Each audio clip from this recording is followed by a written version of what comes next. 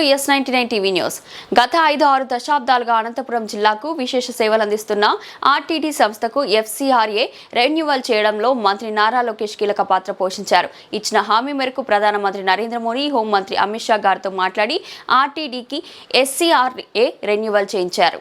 ఈరోజు అనంతపురం జిల్లా బడుగు బలహీన వర్గాల వారికి అలాగే ఆర్టీటీ సంస్థకి పండుగ రోజు. దీనికంటే గత కొన్ని ఏళ్లుగా FCRA పెండింగ్ ఉన్నింది, అంటే రెన్యువల్ చేయకోకుండా. గత ప్రభుత్వం వైఎస్ఆర్సీపీ ప్రభుత్వం దాదాపు 5 ఏళ్ల నుంచి వాళ్ళ 5 ఏళ్ల కాలంలో ఎక్కడే గానీ FCRA గురించి గానీ అలాగే ఆ రెన్యువల్ గురించి గానీ మాట్లాడిన దాఖలాలు లేవు. మా యువ నాయకుడు అనంతపురం జిల్లాలో యువగలం పాదయాత్రలో భాగంగా అనంతపురం జిల్లాకు రావడం, అక్కడ మ్యాన్చో ఫెర్రర్ గారు FCRA రెన్యువల్ గురించి అడగడం, దానికి ఆ రోజు మా యువ నాయకుడు యువగలం పాదయాత్రతో భాగంగా మాట ఇవ్వడం, ఈరోజు రెన్యువల్ చేయించడం. ఫెర్రర్ గారు 60 ఏళ్ల కిందట ఈ ఆడిటింగ్ సంస్థ స్థాపిస్తే మ్యాన్చో ఫెర్రర్ గారు దాన్ని కంటిన్యూగా చేస్తా ఉన్నారు. మొత్తం అంటే మ్యాన్చో ఫెర్రర్ గారు ఇక్కడే తెలుగు అమ్మాయినే చేసుకున్నారు.